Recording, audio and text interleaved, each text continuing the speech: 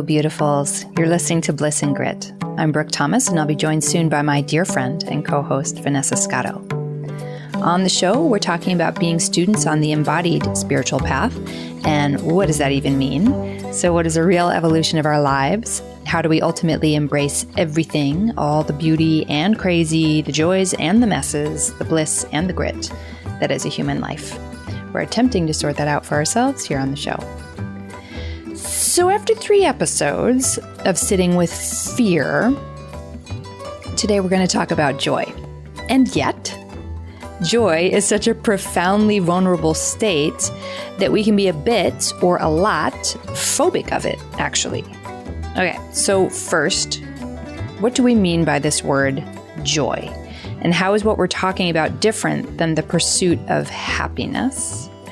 And why is it that even in the helpful places, so let's say meditation circles or in therapy, that we focus so heavily on the contents of the muck in the basement? If we want to welcome more joy into our lives, what are we up against really? I mean, what is up with the suppression of the sublime going on? If you're enjoying the show, we would be, of course, totally thrilled if you left a review on iTunes. It helps us to know how we're doing. It helps people to find the show, and it has been a really sweet way to connect with all of you and begin to grow what we hope is a nice, nourishing community over time. One last note before we head into the conversation. We have potty mouths, so if there are kids around, you might want to be wearing some headphones. Okay, here we go. Hello, darling Brooke. Hello. And hello to all of you Bliss and Grit listeners. I wanted to start off today's talk with one of the most beautiful quotes by Marianne Williamson, though it's often attributed to Nelson Mandela because he used it in his inaugural speech. So it's a little long. Just sit back and let the words sink in. See what you think. Our deepest fear is not that we are inadequate. Our deepest fear is that we are powerful beyond measure. It is our light, not our darkness, that most frightens us. We ask ourselves, who am I to be brilliant, gorgeous, talented, fabulous? Actually, who are you not to be? You are a child of God, and your playing small does not serve the world. There is nothing enlightened about shrinking so that other people won't feel insecure around you. We are all meant to shine, as children do. We were born to make manifest the glory of God that is within us. It's not just in some of us, it's in everyone. And as we let our own light shine, we unconsciously give other people permission to do the same. As we are liberated from our own fear, our presence automatically liberates others. And I just always thought that was such a beautiful quote, and for me, actually very relatable. It's funny because in myself, and even as I work with clients, so many of us are insecure. I've been so insecure in so many ways in my life. I didn't love myself. I didn't think I was lovable. I thought I was the fucking worst. And at the same exact time, scared to be big, scared to be bright, scared that if I was to really let myself, like all of my potential come forward, what would life require of me? What would it need of me? What would be attracted to me? Scared to be prideful, scared to put myself out there. So it's this really interesting thing that I've noticed in myself and that I hear from others, that even though so many of us are grappling with self-doubt or insecurity, I do think this is true, that we have a very deep fear of our own power, of our own light, of our own majesty, and even of our own experience of joy and bliss. So I thought this could be a great way to kick off this conversation. And let's see what you think on the matter, Brooke Thomas. Well, we've been in a lot of the murky, the heavy, and deep mid process in the last few episodes talking about fear. So I'm so glad that we're talking about this today, because It's such an important part. And the fear of joy is something that I really commonly see on the path is one of those phrases. But for anyone who's trying to or engaged in the unfolding of their most genuine lives.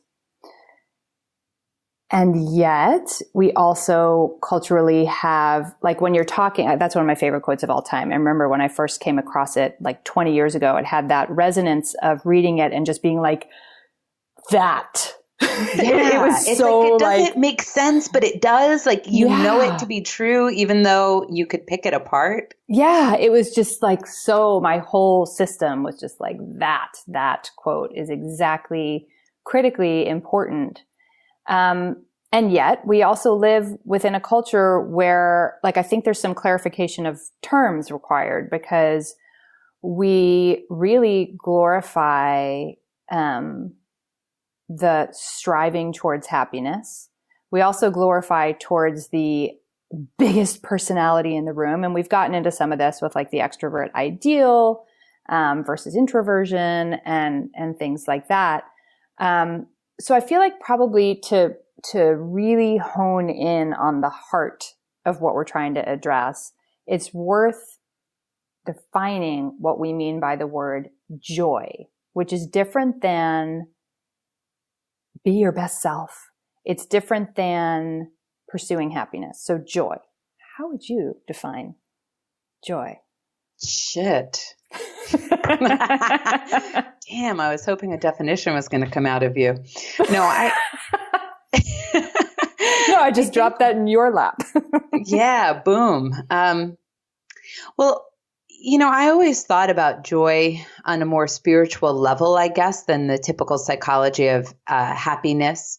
If we talk about pleasure, for example, pleasure is a wonderful state in the body that is typically linked to an experience, right? So it's externally driven. When the Greek philosophers would talk about something called eudaimonia, it was like joy for joy's sake. It was like just a state of elation that exists. And that's really, I guess, in alignment with Buddhist philosophy, which is where I turn. It's like, it's just your inner nature, actually. It's that kind of joy. It's the joy that exists because you're simply connected to yourself and you're connected to life. And you're saying yes, like there's no resistance. You're just there and present. And in that presence, there's this natural feeling, like this kind of bubbling over, where some may say at ease, some may say contented, some may say happy. That might be a word they use to describe it. Some might even say blissful. But it's not externally related. It's really an inside state. And for me, I would say that it comes the most when I'm just connected. It's actually really simple in a way like that. Do you know what I'm saying? Like, do you relate to that? It's super, super simple. And actually, it's funny because it's one of the reasons why I was so excited when you sent this over today as a potential topic for conversation today. So I've been a lot in the heavy emotions since the election, and like fear, and jumping way out ahead into future storylines. And so I've been doing more meditating, more spending some time with the deep, deep silence. And it was so funny because today I realized, I guess, like there was enough softening of the fear membrane that I was sitting with a new client today at my office, just doing an intake. And I just had this, so it was one of these presence things, right? Like I'm meeting someone for the first time and we're going through their intake. I'm really sitting across from her. And I just had this like, oh God, I just love her. And it's not because I just loved her personality. It was just like just emergence of, I love her. And then I was in the coffee shop after doing some work on my laptop. And it was just, again, I looked around at all the people and I was like, oh God, I just love them all so much. And then I was like, and it's cold outside and there's a couple snowflakes and I'm drinking a coffee. I just love it. Like that kind of like just right moment. Like, It wasn't because like I had some big win in my personal life or anything. Like it was just a genuine emerging from a state of presence after, a period of not really being able to access that because I just was pretty triggery, and feeling pretty raw. So it was really beautiful, to be able to feel that move through. And I think that we put a lot of emphasis on achieving personal goals. And certainly the idea that we have about the pursuit of happiness, which we'll do maybe a part 2. I don't know, but we'll do on a separate episode because that's like its own big topic. But joy, like the true nature of that simple joy that just arises and isn't attached to an event or an achievement, or the way like, ooh, good, life right now looks the way I want it to look. I could just as easily be annoyed that it's cold and there are some snowflakes today. But instead it was just like, cozy winter feeling. It's cool in the sense like you were surprised by joy. You're like, wait, huh? Yeah. I thought I was still going to be. That can move through now. Like, oh, that's nice. I'm sure it's not going to be 100% of the time, but it's just nice to feel it in my system again after a fairly ragged period, Yeah. And this too. And this gets to be here too. Yeah. Yeah. It's interesting. It is good to differentiate the word joy from happiness and the pursuit of happiness. And I think most of you listening already have a nuanced feeling of how you can differentiate between the striving that can come with pursuing happiness, the linking between external factors as if I'll be happy when I have a boyfriend, when I have a job, when I finally do the thing I dreamed of, when I live somewhere. And we all do that so much. I'm totally guilty. I have that in my system, less and less, but nevertheless, still there. And joy is like a child playing in a park. Joy is like when you turn and you see a puppy and it's so cute and there's not a thought process. It's just happy. Like the way that hot drink in your hand today was just, it was just good. And it kind of put a smile on your face. And I guess one of the things that occurs to me about joy, like this natural sense of joy, it makes me think a little bit about Chogyam Trungpa Rinpoche's writings on basic goodness. Remember those writings on basic goodness? If any of you have been following us on social media, I've been sharing some of his quotes. It comes out of one of his books on Shambhala, The Path of Spiritual Warriorship.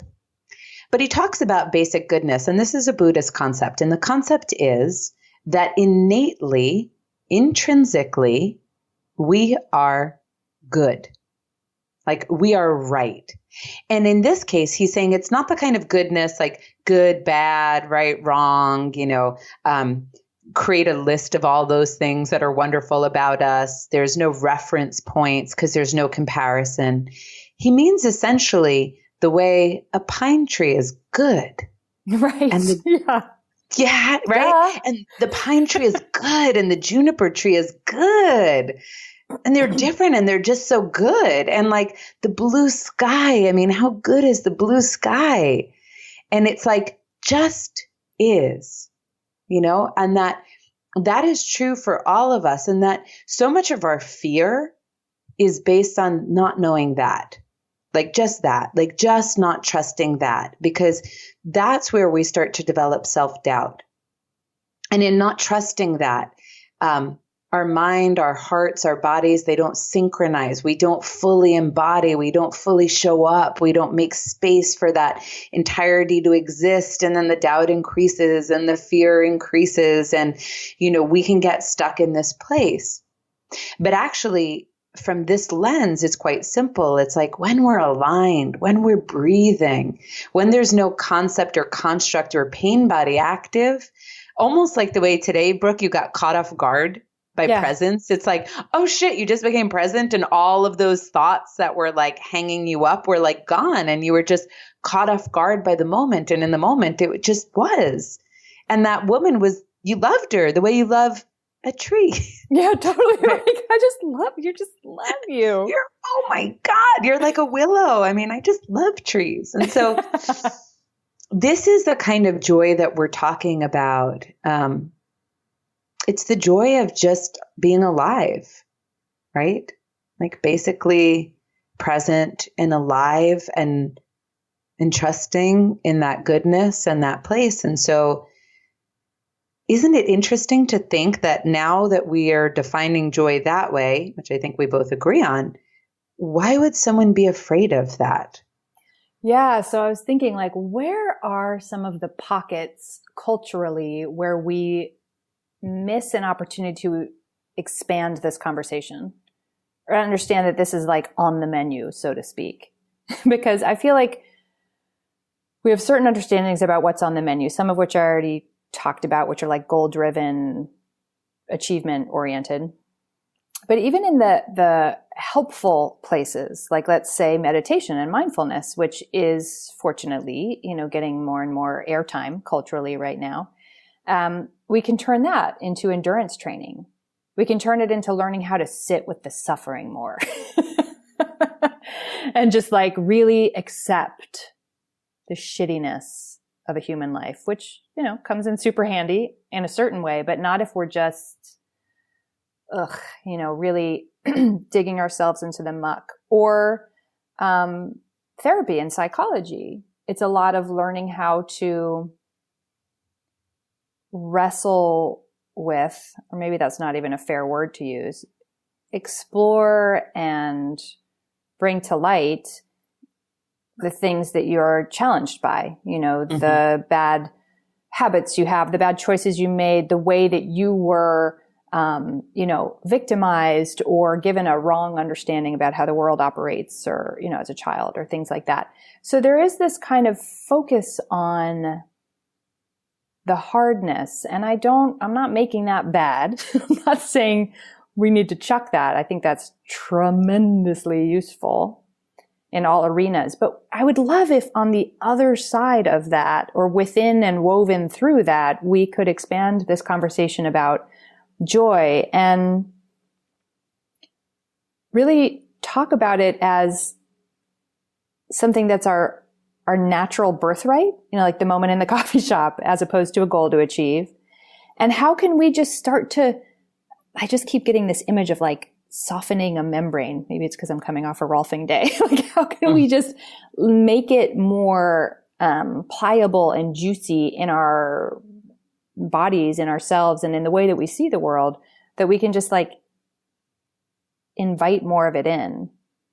It's like a seeing. It's not like a grabbing or making. It's just like like first snowflakes, whatever. Something that just feels like good in the moment. Well, I think let's say what we were talking about when you were just mentioning therapy there, what you could say, again, not making it bad at all, but it's usually exploring the contents of the basement, so to speak. So within the unconscious, we have some of these darker feelings and thoughts and areas of challenge. And, oftentimes in psychology, they'll look at it as the basement. But also within our unconscious, they believe, even in psychological fields, is our sublime nature. Mm-hmm. So there was an Italian psychologist, his name was Roberto Assagioli, and he used to talk about a concept called the suppression of the sublime. God, leave it to an Italian. Well played, my friend. Oh, my people and their poetry. They're so much more poetic than me. Isn't it beautiful? And that was like, yes, like I read that and I was, yes, because, I'm actually a pretty lighthearted person for all my interest in kind of depthful content. And so I went to school for psychology and I was like, blah, blah, blah, pain and suffering. So of course I was the first one to be like, but what about joy? And when do we bring that into the conversation? Because we should and can teach people to make space for their pain and how to hold that in a whole new way and how to claim meaning from that. But what about their beauty? What about their magic? What about their joy? So this suppression of the sublime always struck me as really relevant. And I had a moment of this. I actually have a lot of thoughts on this, so excuse me while my brain explodes in 10 directions. But I wanted to give an example so we can make it a little concrete, because people may be saying, like, I'm not afraid of joy. Like, gimme, I just want more. So one day, I think I might have told this on a different episode. So I don't know, but you probably don't even remember. So one day I was walking down the street and I'm happy about something. And that's actually how I'm wired. When I'm happy, I am happy, like ridiculously, Brooke, you're just like this, like manically, like over the moon. I love it, right? So that's what's happening in me. And I'm walking down the street and it's for no good reason. There's like literally nothing happening. It's just this lovely moment in San Francisco. And and I'm observing, I guess, without meaning to, but my observing mind is aware. And I hear this voice come in and it says to me, "What are you so happy for? We're all going to die." So great. I love it. I mean, the Debbie Downer that lives within us all. And it was like, that's the thing about our inner Debbie Downer is it's so wonderfully specific to us because I'm someone who always thinks about death. I was always thinking about how my family is going to die and my partner's going to die and what's going to happen, so it was so perfect for me, like your Debbie Downer is as smart as you, by the way. So it like, it's knows on your to game. You. Yeah. And it knows that like, how can I argue with death? Because, at that moment, especially, I was still scared of death. In a way, I'm not so much anymore. But so anyway, so there it was. And I noticed that I had a voice inside of me that popped the bubble of joy, which is interesting, right?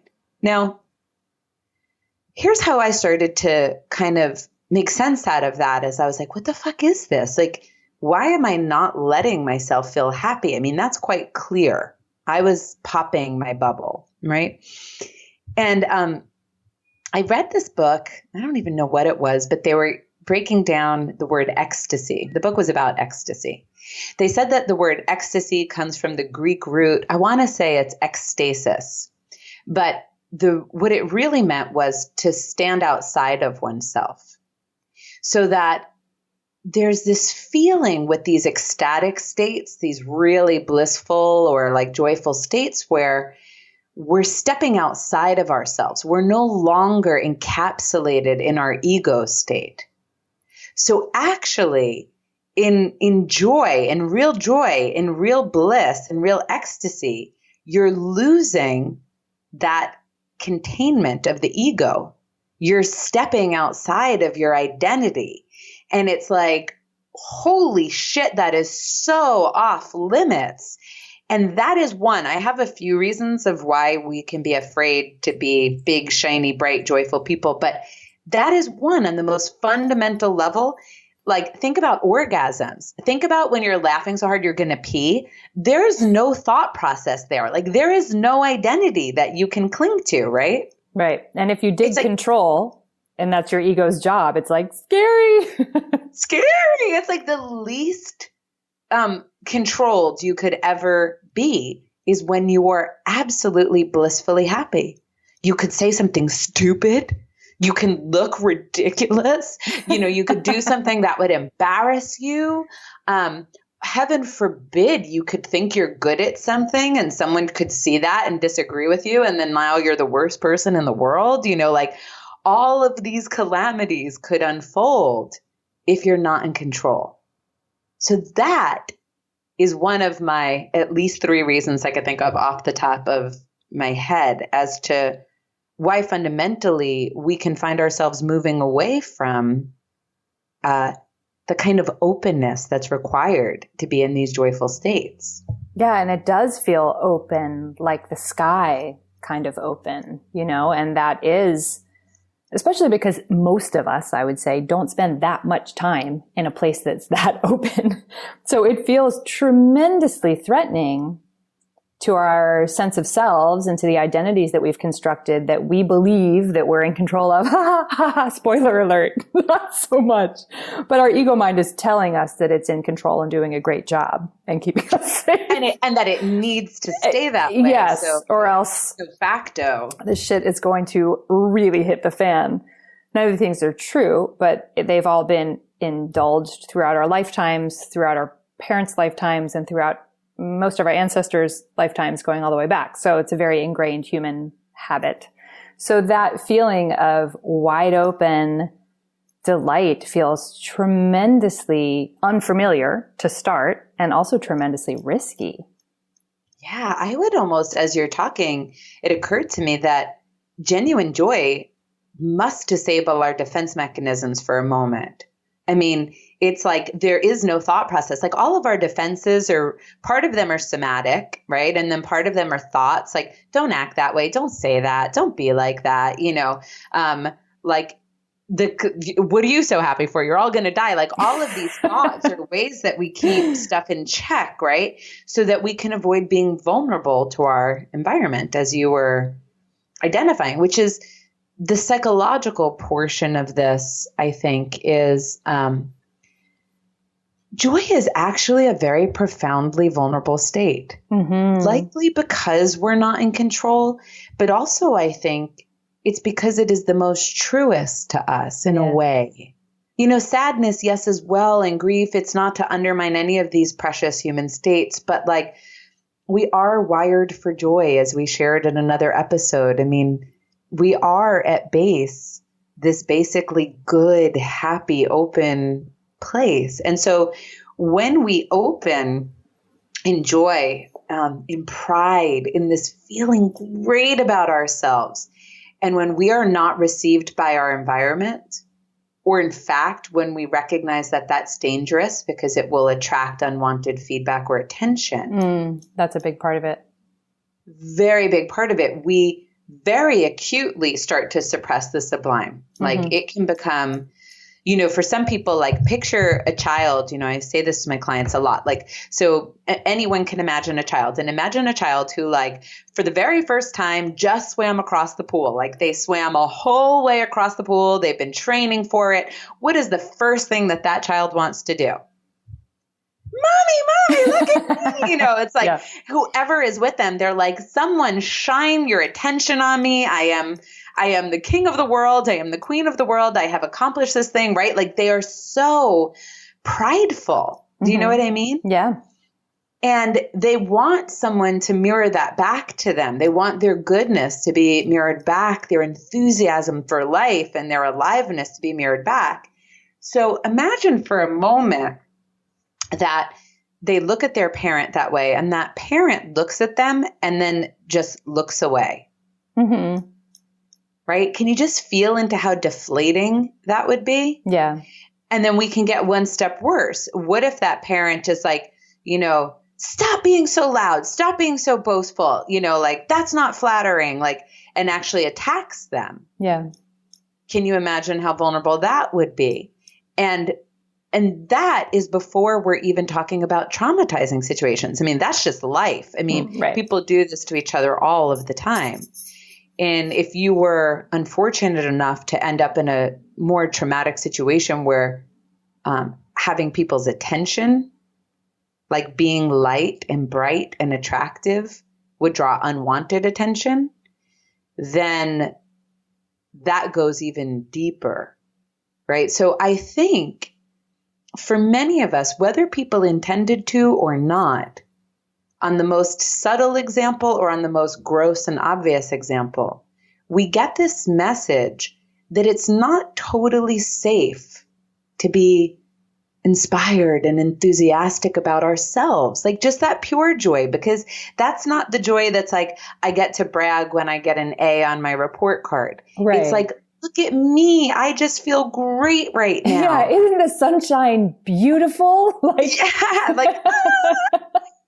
And if someone isn't saying like, that is so beautiful, you are, of course, oh my gosh, I'm so, then that person gets the message that that's wrong somehow, or unsafe or dangerous. And they start to cover up that vulnerable self so that they don't experience that wound again.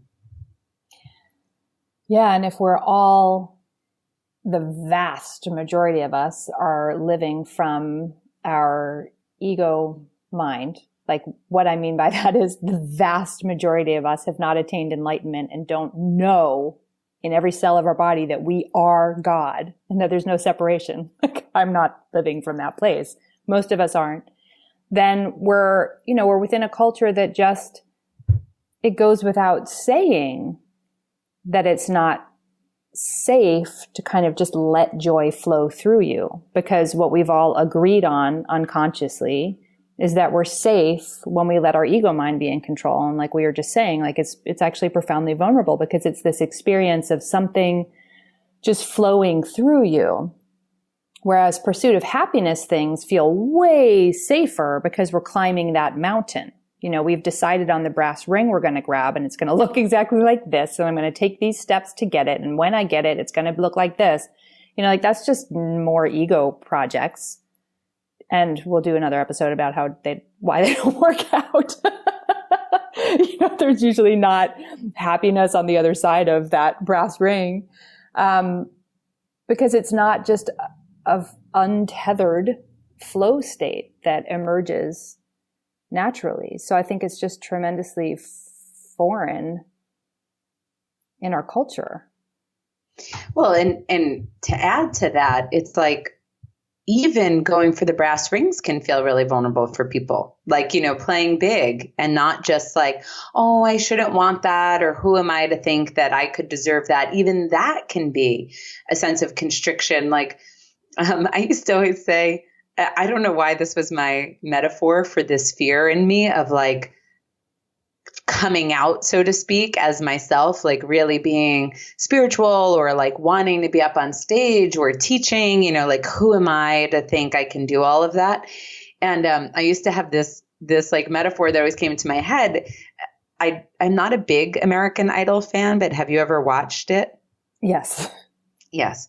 Well, you know how there's like always somebody who gets up on stage and they think they're really good at it and they're singing their little heart out, but they're terribly tone deaf. And I always, you know, felt like, well, what if I'm that person? You know, I think I'm better than I am. And like, what if I get up and I'm, you know, metaphorically singing my little heart out and everyone's like, oh my God, she's tone deaf. Who does she think she is? What's the matter with her? And I think that's part of the fear of playing big and of being out there is that we do live in a culture where people can be very supportive and loving.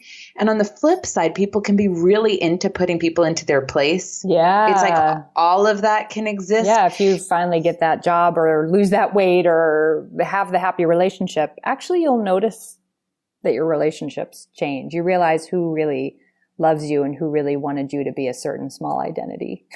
Yeah, whatever makes people feel comfortable, you know, like wounded people wound people, hurt people hurt people. And like if someone else has that same wound of suppression of the sublime, when they start to see you get big or glowy or super joyful or blissful, they can react to it. At the exact same time, there's probably 20 other people that like fall in love because of it or like adore you because of it, you know, want that for you.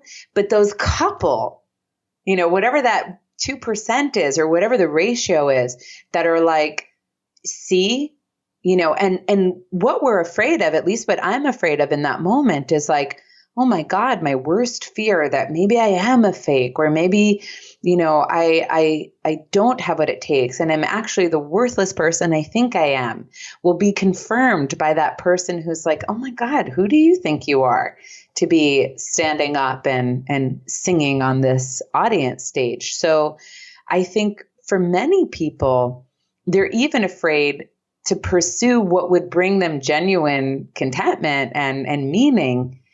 Because I read once in a book with Abraham Maslow, it was like a patient writing to him. He's a famous psychologist. And they were like, basically like, at least if I think I'm bad, I see it too.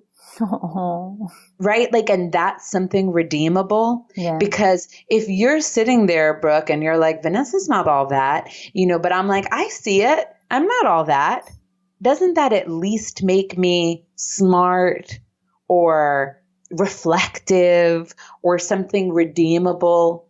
So I think so many of us feel like well, like we're self-deprecating jokes, right? Like, well, I'll just, I'll give you the punchline about myself before you even say it. So at least, I don't think too well of myself, because that would be really embarrassing then if I suck. Yeah, I'm way ahead of you on the nasty thoughts you're having about me. I got it covered. Which makes me pretty smart and hip. Right. Yeah. So that's good at least. Yeah. So I think you're talking about the trance of unworthiness, which is a huge passion of mine, that even while we pretend to want to go for the big goals, Americans have a sort of inborn drive towards achievement, success, creativity, blah, blah, blah, a number of things.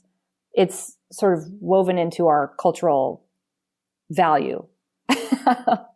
A lot of people listening, including me right now, are rolling their eyes. I have a lot to say about that. I'm not going to get into the nuance of the dark underbelly shadow side of all that. But let's say that's something that we really value culturally, right? So we're saying hey, yeah, people, go out there and climb the ladder and, American dream stuff, right? Start from nothing and pull yourself up by your bootstraps and turn yourself into whatever you want to be. You can be anything. But we have this trance of unworthiness. And I also think that what we're getting at is the core of where do your ideas of what you want actually come from? Because if they come from your ego and it's this pushing, striving, it's not necessarily about just channeling joy, channeling authentic you-ness and your authentic desires and gifts in the world.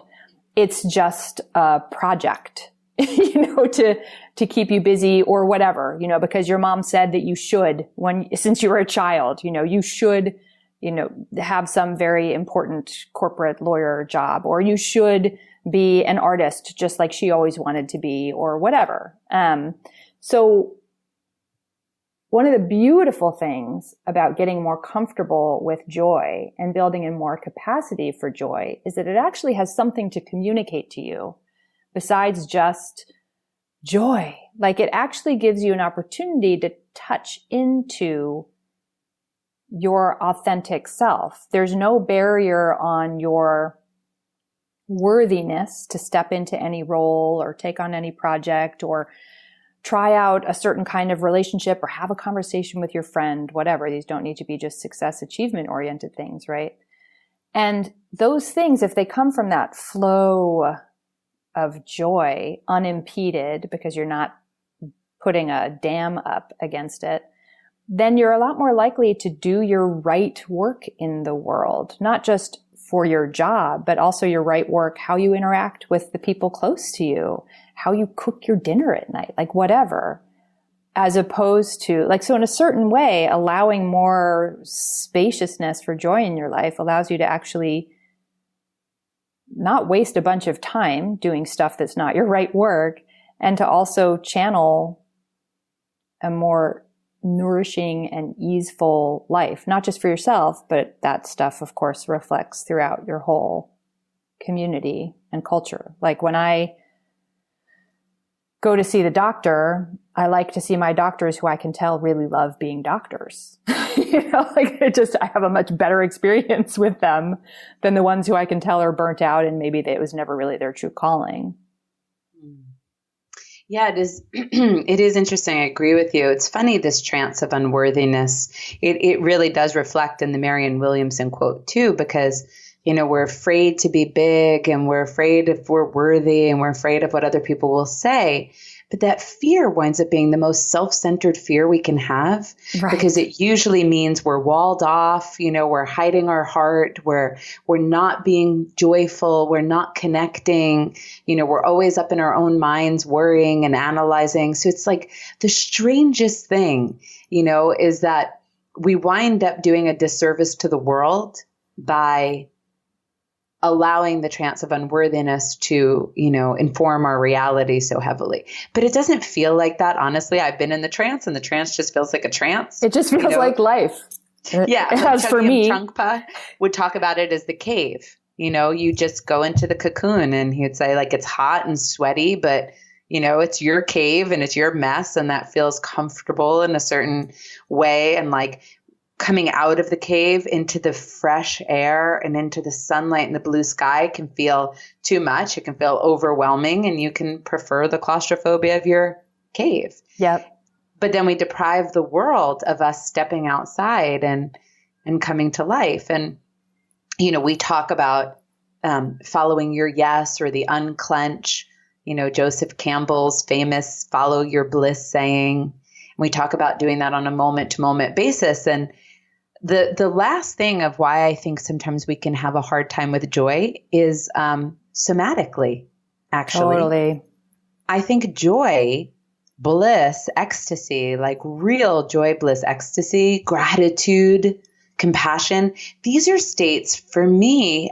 It makes me feel like my heart's going to break open. Yeah. It literally is like they're so big that they're hard to contain and feel, in control, and there's that ego part, but really just to contain in your energetic system. It's almost like Alexander Lowen, who is the greatest somatic psychologist. I shouldn't say the greatest, but he's so great. So a really super duper somatic. Super duper. So for all of you geeks out there who are fascinated by this conversation, Alexander Lowen is wonderful to read. But he used to say, like, we have to actually somatically be able to hold the joy without shutting it down, because it overwhelms our nervous system. And in that way, I feel like even with bliss, like even with following your bliss, it's like, okay, but first maybe embody, not just to know where real joy is through connection, but also because you have to be able to breathe with joy. Like you have to breathe, right? Like you have to breathe with bliss. You have to breathe with ecstasy. When Brooke and I went on our Dharma Ocean retreat, I think it was the first one, Tammy was leading us through, it's called the Central Channel meditation. Yes. Holy shit. I don't know if any of you out there, some of you have told us that you're doing Dharma Ocean work now, but I don't know if any of you have come upon it yet, but especially when you're at the retreat center and you're on the land of Crestone where the energy is so palpable. I mean, you're meditating 8 hours a day. So, in your room with like 65 other people who are also doing the work. And right. True. Right. So talk about the energy is just rising, and it feels like you are going to be torn up by the intense amount of bliss that is just pouring through your system. It's like not like anything I've ever felt. And there is this, like, for me, like almost a somatic resistance to it. Like almost like I got to turn down the volume a little bit, because like you think you're going to spontaneously combust or what, go crazy. Like I don't know. I don't know that I could even articulate it, but there's a somatic way that we can shut down awakenings. And if some of you are yogic practitioners, you may be thinking about Kundalini rising and how we need to, on some level, have the right energetic body preparation, or that Kundalini rise could be overstimulating and overwhelming to us. And so the last bit of this, I think, beyond the psychology, is simply the energy body and the physical body, and how much it is to contain these kinds of heightened states. Yeah, I've felt it before. I've been thinking about this so much lately. It's the softening the membrane thing again, but I've felt it before where it felt almost like if you could keep pouring water into a glass container in a way where there was no overflow ability. And so it would just start to crack. Like it would just start to shatter. And like I've felt that way before. Like, I didn't feel the actual shattering, but I felt like it's up against a glass membrane and there's nowhere for it to go. And all this somatic work has allowed me to be a lot more open and available to that. And, quick story about it also at Crestone, which I mentioned, I think when you interviewed me for the second episode, but I started to have this feeling in my body that was big and overwhelming, and that I had labeled to me by a neurologist at some point as an anxiety attack. And I thought, oh my God, I haven't had this feeling in so long. This is an anxiety attack. But I'm on the cushion, and my instruction is to just stick with it. So I stuck with it, and it just turned into, it's like I could feel my whole body soften. I could feel it move through my body. And it was like so lame to say this, but like almost an orgasmic type bliss, like I'm going to try. Oh, that's lame. Well, like there's all these ways that people get like so cute about marketing their orgasmic bliss, whatever. So I'm not trying to do that, but that was my actual feeling. And I was like, holy shit, like this thing that I labeled for so long as a problem, as an uncomfortable anxiety attack, was actually just as easily a bliss attack, just as easily it was orgasmic bliss moving through my system. I wasn't having an orgasm in the meditation room, just for the record, but it had that quality of like really yummy. Yeah, it does. And I got your back. It does. Yeah, I know. And that was really fascinating, like to be able to have the felt sense experience of making enough room for something that I had cognitively decided was uncomfortable and discovering it to be tremendously pleasurable. So I do think that, in a culture that says that the pursuit of happiness is a part of our human right, we think we just want it. Like, yeah, more. Yes, please. Pour more bliss into my basket. I want it. But actually, like if we only have cognitive ideas about what bliss is and we haven't actually sat with it, encountered it, felt it, let it move through our systems, it can be remarkably unsettling. And so we have to build capacity to even have it. Right. Bingo, dingo. Bingo, dingo. And that's what Pema Chodron tells a story just like yours, only the difference is she's basically saying she's on retreat. And like Pema Chodron, by the time this story is happening, she's already Pema Chodron, right? Like she's not like, I don't know, just like working a 9-to-5 job with her kids. Like she's the Pema Chodron. Buddhist teacher, for those of you who don't know her. But she tells the story, the same thing. She's on retreat and day after day, she's suffering with these acute sensations. They're big and they're overwhelming and it feels like she's going to fall apart. And she's really suffering with it. Finally, she has an audience with her teacher and she's like, I'm having these sensations and it's like this and it's like this. And he says, oh, great. You're having the Dakini bliss. And she said, she was like, what? And after that, she like couldn't wait to have the experiences, like as soon as he recontextualized it. And then she never could have it again because then she was all grabby hands, Right, of course. But, so with these things, there's a couple things you can kind of be aware of. And the one is that we can contextualize things. Like maybe some of you have heard that saying that on a nervous system level, excitement and anxiety are all kind of similar, right? It's like your heart can race and, you can like get your autonomic nervous systems pumping. And so how you label it can affect how you experience it, as is it positive and welcome, or is it negative and something to push away? So that's something to be aware of. And the other thing is to understand that at some point, joy and pride and shining and being happy and owning your own basic goodness could have been really dangerous, potentially downright unsafe. And so have so much compassion and kindness for yourself as you learn that you're not in that position anymore. There was a time, I have a beautiful client, we were talking about this, and she had been in an unsafe home. And there was a time where it was literally dangerous for her to be attracting attention. Mm-hmm. And now that's just become like a pain body habit in her system. And it's not anymore.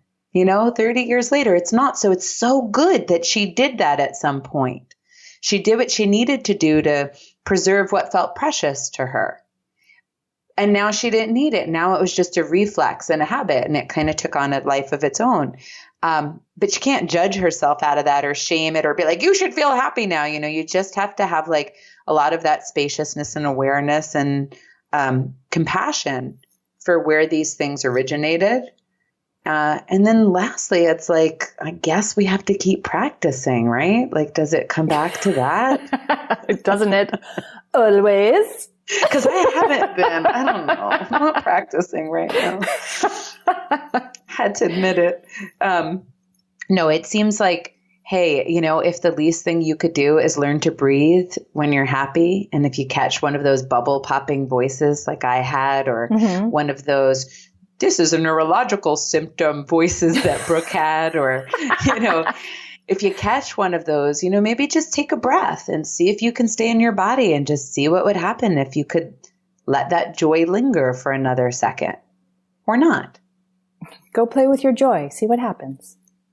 You always make it sound dirty.